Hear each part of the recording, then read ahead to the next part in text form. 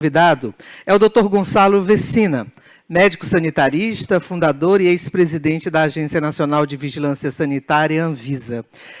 Sei que as senhoras que aqui se encontram já me solicitaram para assisti-lo da plateia, haja vista que são três grandes admiradoras. Mas o senhor, como cavalheiro, peço-lhe a gentileza de fazer um registro fotográfico ao lado delas antes do início da sua apresentação.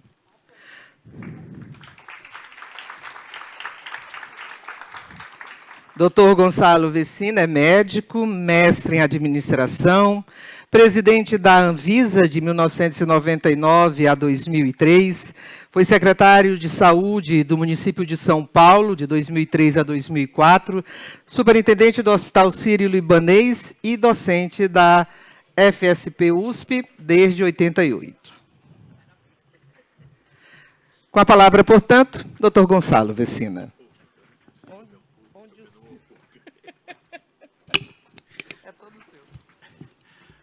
Boa noite. Já tive a oportunidade de cumprimentar uma parte de vocês aqui à tarde, mas agora deve ter gente diferente, então boa noite, é um prazer estar aqui com vocês. Queria agradecer muito o convite. Eu gosto de púlpitos, então vou falar do púlpito, né? Viciado num púlpito, entre outras coisas, né? Mas eu queria agradecer, Helena, a oportunidade de estar aqui hoje com vocês. Tenho o imenso prazer de encontrar Socorro aqui, fazia muitos anos que não havia. Petra Mali, que também trabalhamos juntos na Anvisa. Eu conheci a Petra Mali lá na Anvisa no início dos anos 2000 e ela foi uma colaboradora fantástica, né? Me lembra muito algo que eu acho que tem que ser lembrado. Volta e meia as pessoas falam, como é que foi que você fez a Anvisa? A Anvisa deu certo, né? É daquelas coisas que deu certo no Brasil, como tantas outras deram certo neste país, né? Temos muitas coisas para apontar que deram certo, mas a Anvisa deu certo. Como é que a Anvisa deu certo? Eu lembro muito bem quando eu cheguei em agosto de 1998, agosto de 1998. Aquilo era um deserto. O oitavo e nono andares do Ministério da Saúde era um lixo. As portas caindo. As salas, os computadores, não existiam muitos, mas tinham, os cabos descendo do teto, quase sem teto. Era uma coisa deprimente, o oitavo e nono andar do Ministério. Não, vocês não acreditam no que era o oitavo e nono andar do Ministério. Os outros andares eram muito melhores. Não tinha perspectiva de fazer grandes coisas lá. Os funcionários, eu tinha lá, aqui em Brasília, nós tínhamos 250 funcionários, uma coisa mais ou menos próxima disso. 120 era um nível médio, o restante era um nível superior. Todos os funcionários, exceto todos os funcionários, o único funcionário que não era gente de nível superior, era gente contratada pelo PNUD. O único cara que não era contratado pelo PNUD era um farmacêutico fantástico chamado Geraldo Federich. Gosto muito, gostava, morreu. Mas era uma pessoa fantástica, o Geraldo. Foi importante para a implantação dos genéricos aqui no Brasil. Esse povo construiu a agência. Não teve PhD, não teve. Quem fez a Anvisa foi gente, antes de tudo e mais nada. Essa é a diferença. Trabalhar com gente, que é o que a Socorro faz, que é o que a Helena faz, trabalhar com gente. Então, não precisa ser mais, não precisa ser menos. Precisa ser gente que queira fazer. Quem quiser fazer, faz, muda, transforma. A minha experiência de vida está cheia disso. A Anvisa foi um desses lugares. Bom, mas a Helena pediu para eu falar de acesso à tecnologia, né? E eu não sou louco, como diz Ana Maria Malik, que também é minha mentora, né? Eu não posso deixar de fazer o que a Helena mandou, né? E hoje à tarde eu dei um spoiler do que eu iria estar tratando aqui. Primeiro de tudo, eu acho que tem eu gosto de um sábio hindu que já morreu também, Prahalad. Prahalad, ele falava que o maior inimigo do sucesso de amanhã é o sucesso de hoje. Tem que esquecer o sucesso de hoje para construir o sucesso de amanhã. Isso é muito difícil, porque a gente gosta de ficar naquilo que a gente já tem na mão. Mas o que a gente tem na mão é insuficiente, a gente tem que fazer mais. E para fazer mais, a gente tem que esquecer o sucesso de hoje, né? Acho que essa é uma coisa muito importante. Nós temos que ter essa noção da complexidade que é viver. Não é fácil viver. Hoje à tarde falamos bastante disso. O pensamento cartesiano não resolve nada, porque ele exige que uma coisa aconteça para depois a outra acontecer, e as coisas não acontecem assim. Então, nesta minha fala, quero ter sempre presente essas duas questões. A questão de que as coisas acontecem de um outro jeito, não sem a nossa vontade, pela nossa vontade, e com essa noção de eu sei que sou capaz de fazer mais todos os dias. E eu farei mais todos os dias. Eu são vocês. Vocês são eu. Para essa questão de avaliação, de acesso à tecnologia no Brasil, eu queria primeiro decodificar um pouco o que é vigilância sanitária. A vigilância sanitária, ela tem a responsabilidade de tornar seguro o consumo e a produção de qualquer coisa. Nós não vivemos sem consumir. Não tem jeito de viver sem consumir. Consumir o quê? Tudo. Para viver, temos que consumir. E para consumir, temos que produzir. Todo ato de consumo traz um risco da ocorrência de dano, de doença. Todo ato de consumo. Uma parte desses atos a gente controla através da vigilância sanitária. Uma outra parte, nem tanto. Deveria, talvez, não sei. Né? Essa história da presença do Estado sempre é uma coisa meio incômoda. Mas tudo que a gente come pode fazer mal, perfume pode fazer mal, material de limpeza pode fazer mal, o que a gente chama de produtos para a saúde pode fazer mal, medicamentos tudo faz mal, tudo pode fazer dano. E aí nós temos que garantir que esse dano não ocorra. A vigilância sanitária tem essa responsabilidade. Algumas coisas ela não faz, eu acho que a gente de vez em quando devia pensar em que ela fizesse. Por exemplo, essa coisa da religião, né? A religião é um negócio complicado às vezes. Veja, o pastor Valdomiro vende feijões que salvam. Quem acredita nos feijões do pastor Valdomiro e os compra, pode morrer de uma doença grave, porque os feijões não vão salvar, apesar da fé, que é uma coisa que pode interferir nesse processo. E eu acredito muito nessa história da fé, porque a fé existe. De qualquer forma, a vigilância sanitária tem seus limites, limites da ação do Estado, que é uma discussão da sociedade. Por outro lado, para consumir, nós temos que produzir. Todo ato de produção traz risco à saúde do trabalhador e à saúde do meio ambiente. Não tem ato de produção que não traga riscos ao meio ambiente e à saúde do trabalhador. A vigilância sanitária é responsável por reduzir. Né?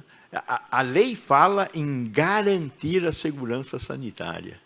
Ela não dá espaço para titubear. Mas a gente sabe que a gente não consegue fazer tudo isso. No caso dos produtos todos que nós temos que consumir, a vigilância sanitária tem a responsabilidade por 5 atributos. A maioria da gente, quando pensa nos atributos da vigilância sanitária, pensa em dois: segurança e eficácia. Segurança que nasceu lá com Hipócrates, né? Primeiro, não fazer mal. E a eficácia, produzir algum efeito apesar de fazer algum mal. Nada dessas coisas todas que eu falei fazem só o bem. Todas elas, de alguma forma, fazem um pouco de mal e um pouco de... Às vezes, pouco bem. Às vezes, um pouco mais de bem. Mas nós não podemos esquecer segurança e eficácia. E isso tudo está no espaço da pesquisa clínica. Todos os produtos têm que passar por um processo de avaliação da segurança e da eficácia e do equilíbrio, que deve existir entre segurança e eficácia. E aí vem uma história que nós vamos ter que recuperar um pouco mais à frente, que é essa história de mundo real e mundo ideal. Quer dizer, o mundo ideal é o mundo da pesquisa. Agora, será que o mundo real é tão diferente do mundo ideal assim?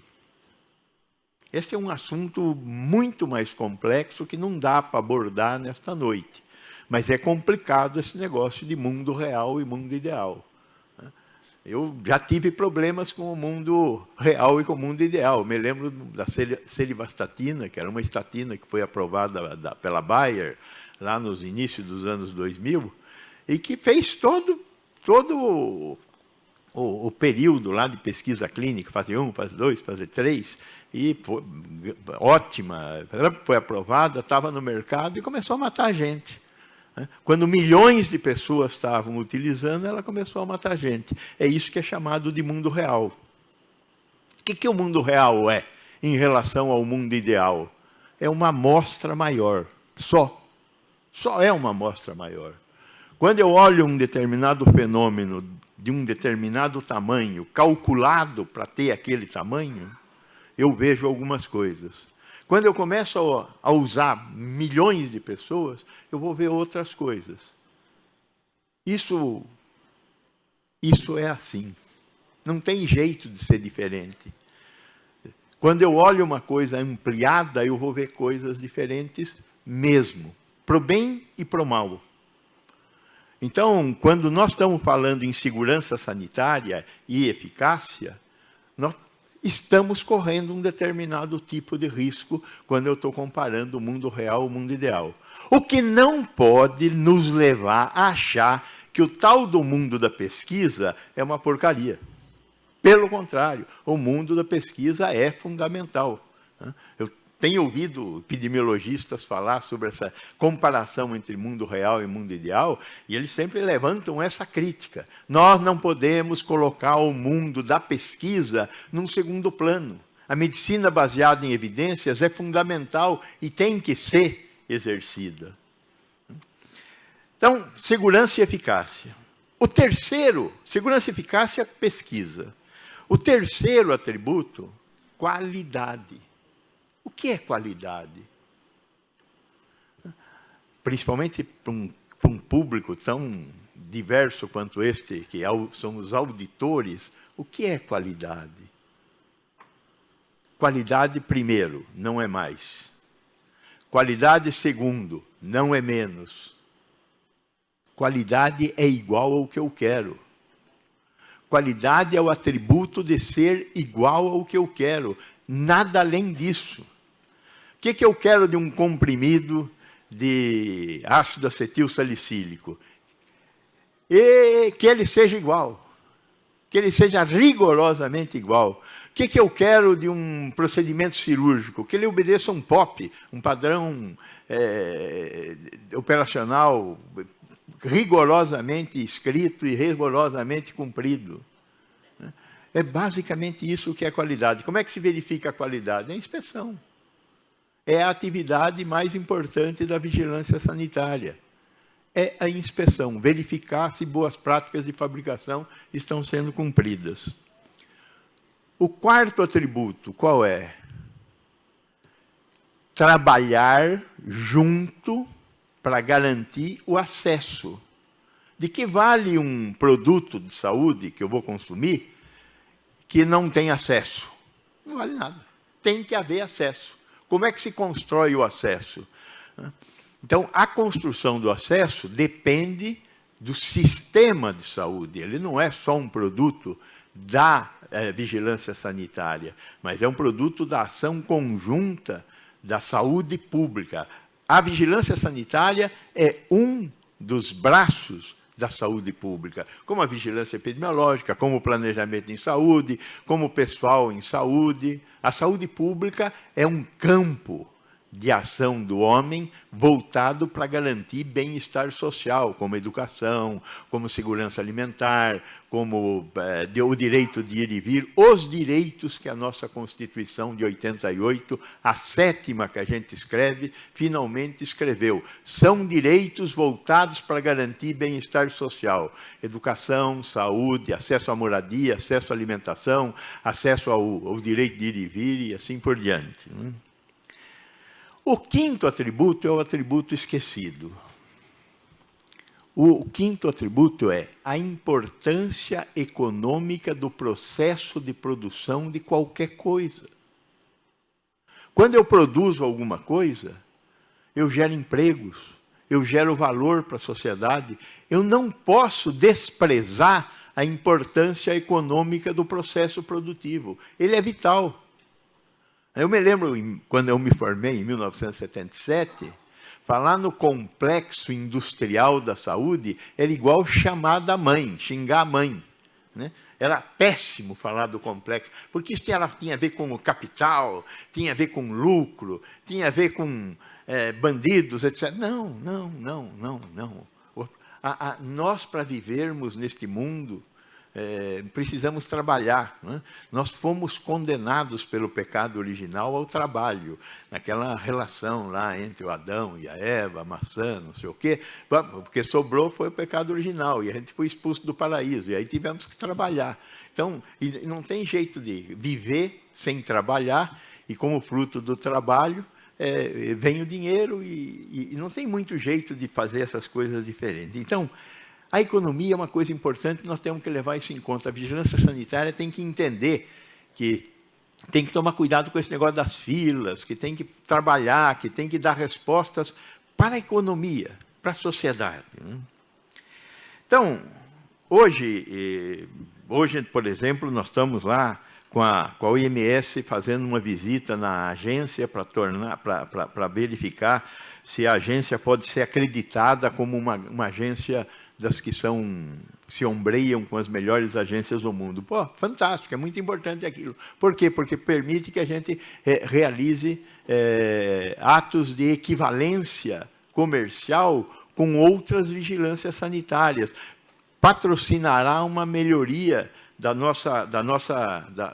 da presença nossa nos outros países, no resto do mundo. Temos que pensar em políticas públicas de acesso também, por causa da produção.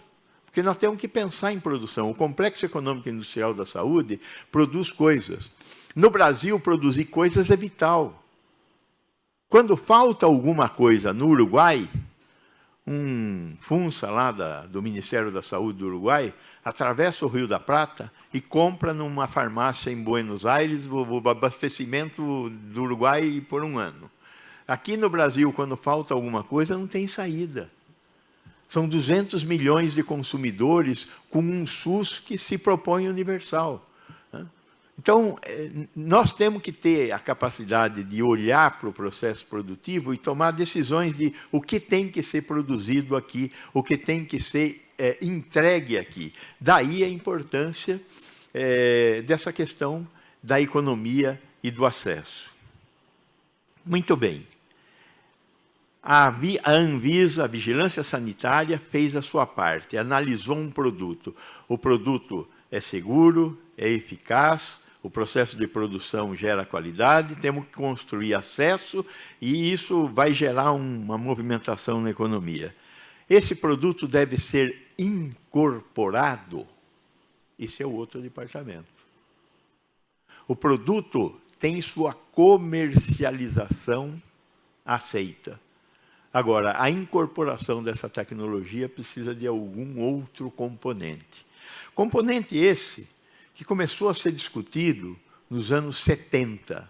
O Canadá foi um dos iniciantes nessa história de avaliação de tecnologia em saúde. Eu lembro quando nós começamos a discutir isso na Anvisa, logo depois da criação da Anvisa, quando nós tivemos que pensar também a questão do preço dos medicamentos, foi criada a Câmara de Medicamentos, os economistas que a gente conseguiu reunir na Anvisa para discutir o assunto medicamentos, e eles começaram a fazer investigações sobre a avaliação de tecnologia em saúde, esses dados começaram a ser levantados, né? E quando a gente começou a discutir isso, no Canadá tinha 20, 30 avaliações tecnológicas que mereciam esse nome. Estava no começo também. Não era um negócio que já existia no mundo há muito. Quando a gente fala em ATS hoje, a gente fala com a boca cheia e tal, mas ATS não é um negócio tão antigo assim no mundo, né? É um negócio que ganhou muita força na década de 90. Por quê? Pela revolução tecnológica que nós estamos vivendo. A revolução tecnológica na área da biotecnologia, nós já tínhamos produtos biotecnológicos nos anos 90. Como é que eles eram aprovados? Do mesmo jeito que os produtos químicos, de origem química. Não tinha nós não fazíamos nada diferente com os produtos biotecnológicos que já existiam.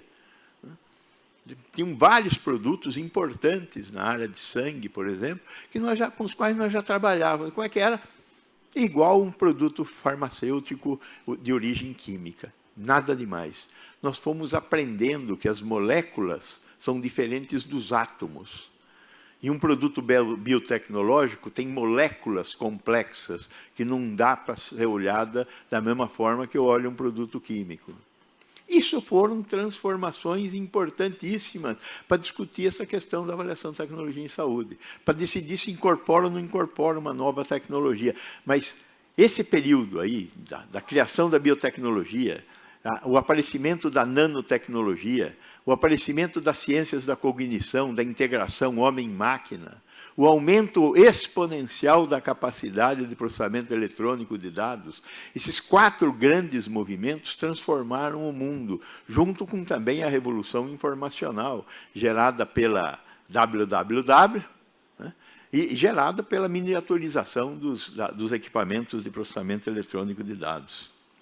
O fato é que a Anvisa foi o motor da criação da Rebrates, graças a esses economistas que começaram a trabalhar lá na Anvisa, começaram a falar, esse negócio nós temos que fazer. Só que a CEMED não tem esse objetivo.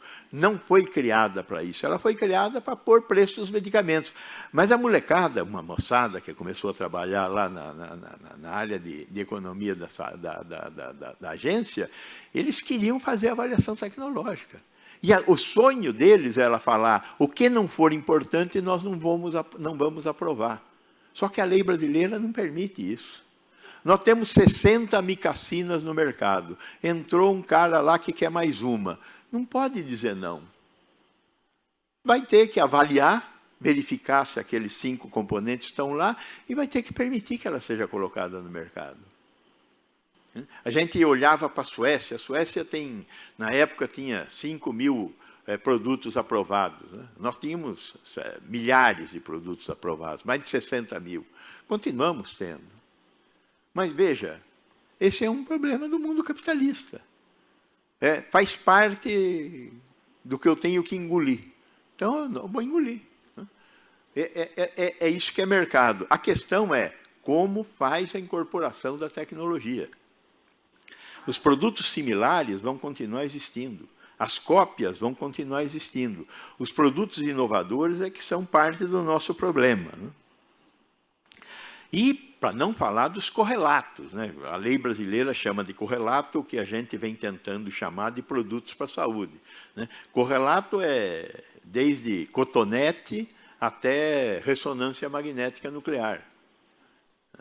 Correlato se estima que existam no mercado brasileiro algo em torno de 500.000 itens de correlatos. Medicamento tem 2.000 drogas diferentes. fora as apresentações, 2.000 drogas diferentes. São mundos absolutamente diferentes, com uma meia-vida, com uma vida de produção muito diferente, os correlatos e os medicamentos. Para não falar de todas as outras coisas que a Anvisa participa, né? Na maioria dos países, a incorporação de produtos extra-hospitalar não é levada em conta. Mesmo aqui no Brasil, até bem pouco tempo atrás, a gente olhava para o intra-hospitalar. O extra-hospitalar não interessa, porque o Brasil, até hoje, não tem uma política de assistência farmacêutica que mereça esse nome. Nossa política de assistência farmacêutica, ela está dentro dos hospitais, tudo que eu uso dentro do hospital tem que ser dado. Agora, o que é consumido ambulatorialmente, recentemente começou a mudar, tanto na assistência médica privada, quanto na assistência médica pública. Na assistência médica pública, a gente sempre teve uma farmácia básica, que era dispensada nas unidades de saúde. Hoje, além da farmácia básica, nós temos o Farmácia Popular do Brasil, que dispensa produtos fantásticos para hipertensão, diabetes, asma, pílula anticoncepcional, Parkinson, algumas coisas muito importantes. 20% da população é hipertensa, 10% da população é diabética, e os produtos estão atualizados, relativamente atualizados do ponto de vista tecnológico, né? Então, nós hoje temos o Farmácia Popular do Brasil, além de ter sido empurrado para garantir outros medicamentos através dos medicamentos que são dos programas estratégicos, tuberculose, hanseníase, as doenças mentais, e os medicamentos de alto custo que o governo, que o Ministério da Saúde garante para a população, seja SUS, seja privado. No Brasil, nós temos 8.000 hemofílicos. 100% dos hemofílicos recebem medicamentos do Ministério da Saúde. Tem muitos hemofílicos, acredito que até a maioria dos hemofílicos tem plano de saúde, porque sobreviver à hemofilia neste país precisa ter dinheiro. Pobre morre cedo. A maioria dessas doenças de alta complexidade, ela vai encontrar sobreviventes que têm dinheiro para fazer judicialização. 90% da judicialização feita no Brasil é por gente que tem alguma posse. 10% é que vai depender dos advogados públicos, aí, da defensoria pública. Então, a política de assistência farmacêutica brasileira, ela tem um começo aí, com esse conjunto de coisas que eu estou falando. Mas, fora isso, não, né?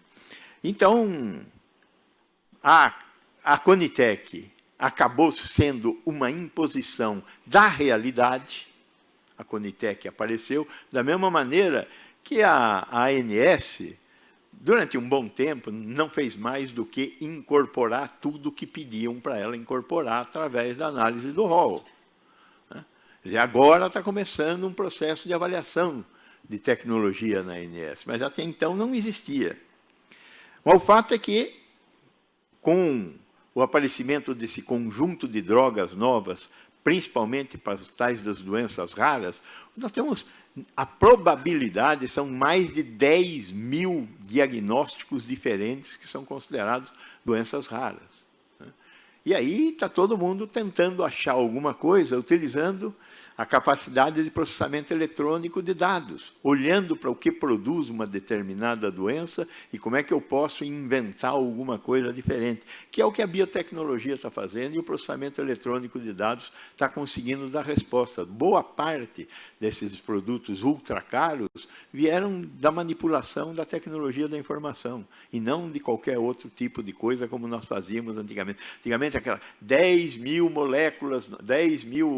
moléculas novas para fazer um medicamento em 1 bilhão de doses. Não existe mais isso, mudou tudo, né? Então, a Conitec começou a fazer a avaliação de tecnologia em saúde ao lado da ANS, que estava fazendo, num primeiro momento, o rol, num segundo momento, a CoSaúde. Agora, tudo isso passou por um trauma desgraçado nesses anos aí. Esses anos, o trauma desses anos foi como incorporar principalmente esses produtos muito caros. Primeiro, tem que avaliar, tem que avaliar. Veja, hoje à tarde a gente ouviu falar lá de um medicamento cujo nome é impronunciável para tratar a distrofia muscular de Duchenne. No HC, Hospital das Clínicas de São Paulo, nós temos um ambulatório só de Duchenne. Tem naquele ambulatório uns 500 pacientes em tratamento. O paciente de Duchenne, ele consegue durar 40, 45 anos. Ele vai morrer de insuficiência respiratória. Vai dando uma paralisia, fruto da distrofia muscular de Duchenne. Qual é a recomendação desse remédio novo? A recomendação é para alguns casos de 4 a 7 anos. Agora, um paciente de 30 anos que começa a ter uma insuficiência respiratória mais importante, o médico e o paciente vão fazer um acordo e eles vão tentar usar esse remédio, que custa 17 milhões de reais por dose. É justo? Justíssimo. Pode tentar. Agora, o que não é justo é a sociedade inteira pagar por isso. As crianças com atrofia medular espinhal é um pouco menos complicado, porque as crianças não passam dos 2 anos. 2, 3 anos morrem. Então, não tem o problema do Duchenne, que a gente fica vivendo até 40, 50 anos. Então, se acredita que no Brasil a gente tem umas 60 crianças com AME por ano. Que crianças que, se não forem tratadas, morrerão. Se forem tratadas, serão curadas. Que é o que a Conitec fez ao aprovar o Zolgensma, que custa 5 milhões de reais. Tem uma negociação, acabou baixando um pouco o preço disso. Agora, a avaliação de tecnologia em saúde tem que estar nesse momento. E ela vai usar o quê? Ela vai usar pesquisas, ela vai usar o mundo ideal para comparar. Porque ela usa a medicina baseada em evidência para construir a evidência de que aquele medicamento deve ser aprovado. E aí tem que ser acompanhado, para verificar se aquela incorporação produziu os resultados que eram esperados. Aí vem também essa ideia de coparticipação da indústria, interessante, coisa que os italianos inventaram lá, principalmente por causa do Spinraza, que também é um produto utilizado para tratar a AME. Né?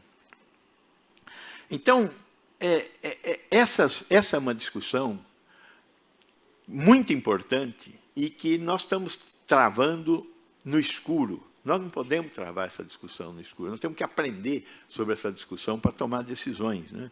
Eu, hoje à tarde, fazia referência à AIDS. O que aconteceu com a AIDS foi que a sociedade brasileira tomou contato com o que é a AIDS, a importância da AIDS.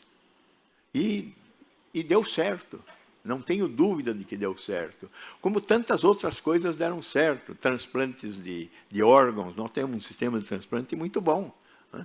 Então, mas deu certo, nós conseguimos fazer dar certo, o Brasil conseguiu fazer dar certo. Nós somos o maior transplantador público do mundo hoje, né? Apesar de não ter tanto dinheiro assim. E quando a gente olha o que o Brasil gasta per capita em saúde e o que os países desenvolvidos gastam per capita, é um milagre que nós estamos fazendo aqui no Brasil. Com muitas doenças muito complexas e com um sistema de saúde que tem muitos problemas, mas tem muita coisa que está sendo entregue para a sociedade brasileira. Então, um dos problemas muito mencionados é a tal da judicialização. O que é a judicialização? É a tentativa do judiciário, ao ser chamado, cumprir o que está escrito na Constituição. O judiciário não está culpado, ele é parte do problema. O que nós temos que resolver, eu acho que a súmula do Gilmar Mendes, a súmula 60, 61, que fala, olha, a partir de hoje, produtos que você queira prescrever que não estejam incorporados pela Anvisa e pela Conitec, você vai ter que fazer um estudo provando que esse produto passou por um processo de avaliação de tecnologia em saúde. É basicamente isso que está escrito. O que ele está respondendo com isso? A uma política pública. E sempre que faltar política pública, o judiciário pode e deve se movimentar no sentido de garantir o direito do acesso àquele medicamento. Tem que ter uma política pública. E nós vamos ter que discutir o problema do financiamento. Os ingleses conseguiram dar um passo muito grande ao criar o National Institute for Health and Clinical Excellence. É uma agência independente do Ministério da Saúde, do NIH, é independente, autônoma, com um orçamento adequado para fazer a incorporação de tecnologia para o NIH. Funciona assim lá. Agora, tem uma série de condições. Ela é autônoma justamente porque tem que ter autonomia para tomar as decisões que toma. Tem um orçamento próprio para tomar a decisão de usar esse orçamento. Chegaram até a fazer uma proposta, que não sei a quantas anda, de dizer quanto custa uma vida. Para os membros do NICE, uma vida custa até 3 vezes o PIB per capita.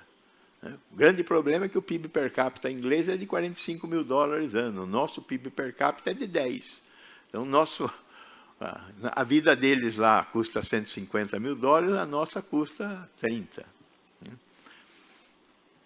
Essa discussão é uma discussão que nós vamos ter que travar, porque, de fato, cada vez mais vão aparecer coisas parecidas com esse medicamento para o Duchenne. Além disso, o NICE tem 6 princípios. Ele é uma agência autônoma, tem 6 princípios. O primeiro princípio é: as decisões são baseadas em evidências já registradas na literatura. São regras muito claras. O segundo princípio: quem faz a verificação das evidências são especialistas independentes, sem conflitos de interesse, o que é uma coisa cada vez mais complicada nesse mundo que a gente vive, o cara não ter conflito de interesse. Mas faz parte dos princípios do NICE. O terceiro, envolvimento da sociedade. Pelo menos 2 representantes dos cidadãos em todas as comissões. Não existe maioria dos cidadãos. Os cidadãos vão levar tudo para fora, vão gritar e ver o que eles conseguem fazer para mobilizar a sociedade inglesa para tomar a decisão que interesse à sociedade inglesa. Mas tem 2 representantes em cada uma das comissões. O quarto é independência e transparência em decisões que podem ser adotadas e verificadas, exceto a fixação de preço. Na fixação de preço, eles criaram uma exceção.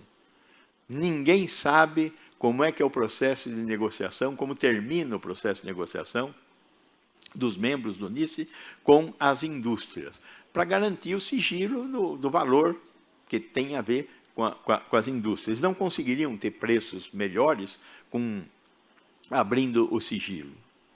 O quinto, revisão periódica. Sempre que a teoria muda, sempre que acontece algum dado de vida real, eles voltam para reanalisar aquele negócio. E podem mudar a decisão, sem nenhuma vergonha. A mudança do ambiente os leva a mudar a solução. E o sexto é desenvolvimento contínuo de tecnologias e metodologias para fazer a avaliação de tecnologia em saúde. É uma agência única para todos os cidadãos. Nós temos que ter uma agência única para todos os cidadãos. Pode ter quarto, pode ter menu de travesseiro, pode ter um monte de coisas que o dinheiro compra? Pode. Só não pode comprar a vida. A vida tem que ser do paciente do SUS e do paciente... Aí tem um monte de discussões também em relação ao financiamento do SUS. Nós estamos vendo aqui a discussão em que o governo está querendo... O Estado brasileiro, não vou falar do governo, porque eu acho que é uma questão de Estado, o Estado brasileiro está querendo rever essa coisa de saúde e educação, ter um dinheiro carimbado. Ora, o Temer tentou acabar com isso. A emenda constitucional 95 era justamente isso. Acabaram-se as vinculações. Qual é a consequência de acabar as vinculações? Primeiro programa que sentiu falta das vinculações, qual foi? Vacinação. A cobertura vacinal brasileira, que era de 95%, caiu para 60%. As campanhas voltadas para as doenças sexualmente transmissíveis caíram e a incidência aumentou. É isso, só.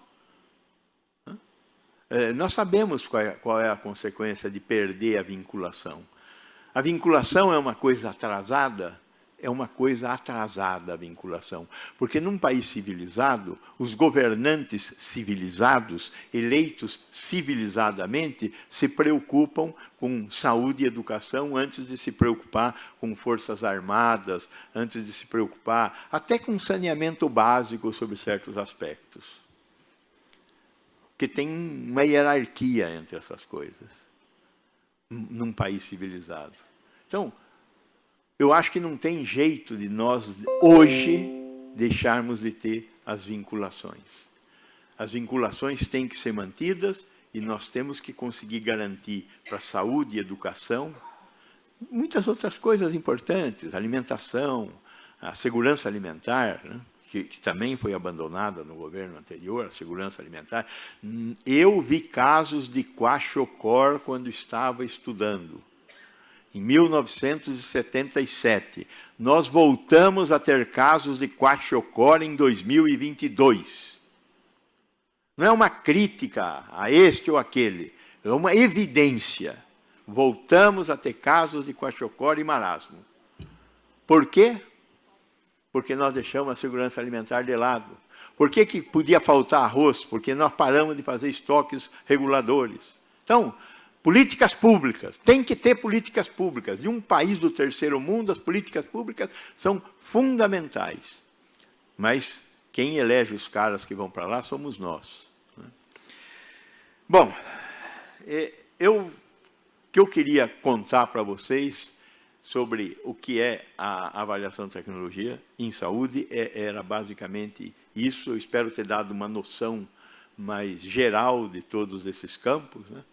E à tarde eu estava tentando lembrar o nome do cara que falava lá da utopia, que a utopia fica no horizonte, e quando a gente anda para chegar perto da utopia, ela vai indo embora toda vez.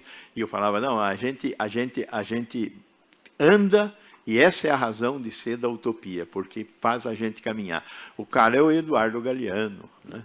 Que é um autor uruguaio que eu gosto muito. Muito obrigado, muito boa noite. Vamos festejar.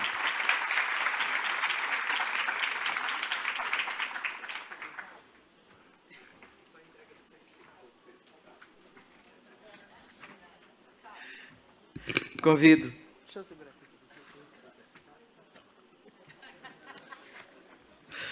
Convido a doutora Helena a fazer a entrega do certificado ao doutor Gonçalo. Eu já recebi mala. Então eu quero só o certificado. Helena, deixa eu tirar essas coisas. Tá aqui, eu escondo. Põe aí, ela segura. Toma. Segura aí. Vamos então à entrega. Os aplausos ao nosso palestrante, que é uma personalidade tão querida, um visionário. Muito bem, obrigado. Doutora Socorro, por gentileza, para que a senhora possa também levar o mimo deste evento.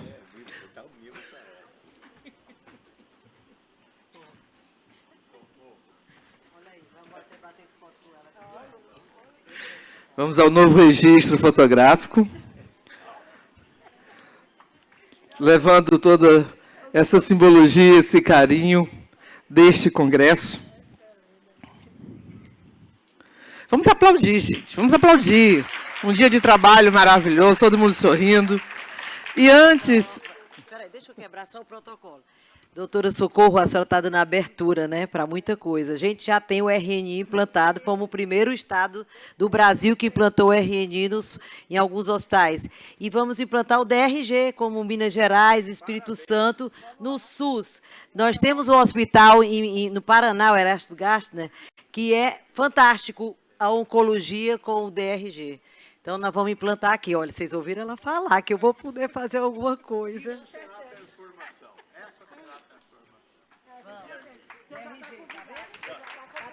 Doutora Helena, só pedir que a senhora permaneça mais um instante, porque também tem um outro registro de gratidão aqui ao doutor Ricardo Donizete, porque ele, que é o marido da doutora Clarice Petramali, ele foi um dos idealizadores do tema da plenária desta tarde. Então, agregar todas aquelas mentes, ouvir pensamentos divergentes, todos com um objetivo comum.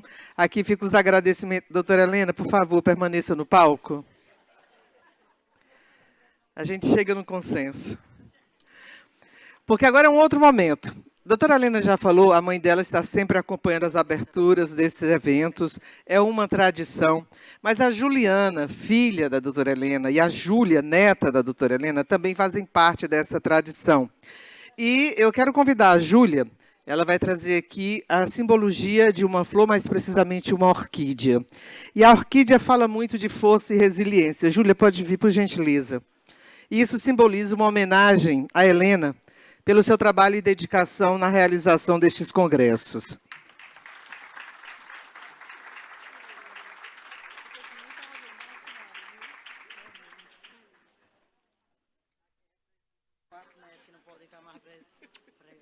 Vou mais para lá, gente, eu venho mais para cá, porque eu estou saindo nessas fotos. Não, aí não. Venham para cá, pro centro, venham. Tudo bem. E a Juliana, que é a filha da Helena, está também trazendo a simbologia de 4 jarros, 4 mini vasos, representando todos os netos. É bem sabido que quando a família acompanha um dos seus entes queridos, isso também significa que estão validando as conquistas e fortalecendo as raízes profundas na história da vida. Então, uma homenagem a todas as famílias. Muito bem. Obrigada pela participação e por manterem esta tradição.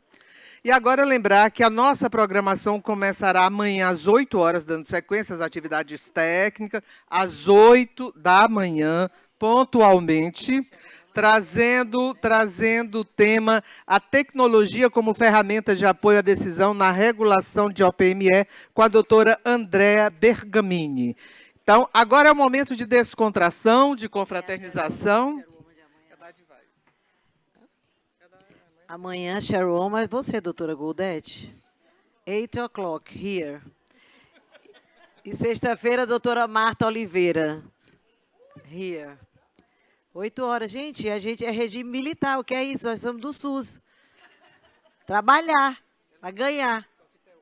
Agora, gente, o coquetel está sendo servido e também vai ser uma loucinha com arroz de camarão. Vamos embora, todo mundo sentado aí, se confraternizar e tudo, tomar um vinhozinho, quem quiser, guaraná, suco. Está sendo servido, tá? Nas mesas. E olha, foi bom demais, não foi? Gente que está em casa, eu desejo um bom jantar para vocês e obrigado por estarem online até agora esperando a gente.